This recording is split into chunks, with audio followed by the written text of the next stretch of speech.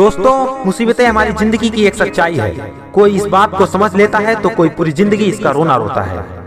जिंदगी के हर मोड़ पर हमारा सामना मुसीबतों से होता है। इसके बिना जिंदगी की कल्पना नहीं की जा सकती।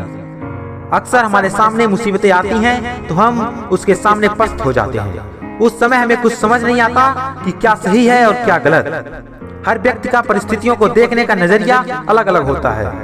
कई बार हमारी जिंदगी में मुसीबतों का पहाड़ टूट पड़ता है। उस कठिन समय में कुछ लोग निखर जाते हैं और कुछ बिखर जाते हैं।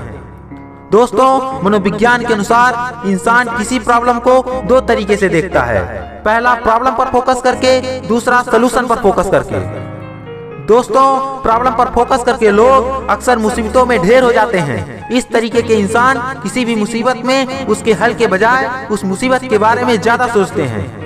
वहीं दूसरी ओर सलूशन पर फोकस करने वाले लोग मुसीबतों में उसके हल के बारे में ज्यादा सोचते हैं। इस तरह के इंसान मुसीबतों का डटकर सामना करते हैं। दोस्तों, आज मैं आपके पास एक महान सलूशन फोकस इंसान की कहानी शेयर करने जा रहा हूं, जो आपको किसी मुसीबत से लड़ने के लिए मोटिवेट करेगा।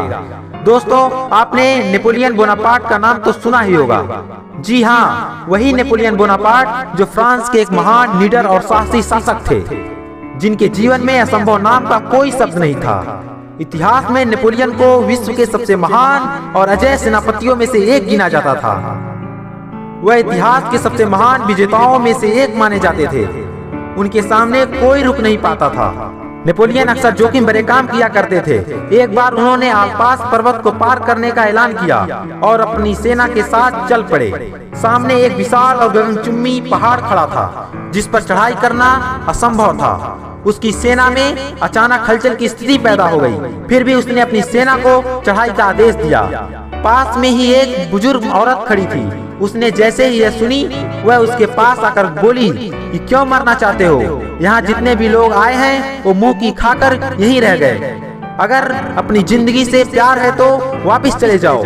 औरत की यह बात सुनकर नेपोलियन नाराज होने की बजाय प्रेरित हो गया और झट से हीरो का हार उठाकर उस बुजुर्ग महिला को पहना दिया और फिर बोले, आपने मेरा उत्साह दोगुना कर दिया और मुझे प्रेरित किया। लेकिन अगर मैं जिंदा बचा तो आप मेरी जय जयकार करना।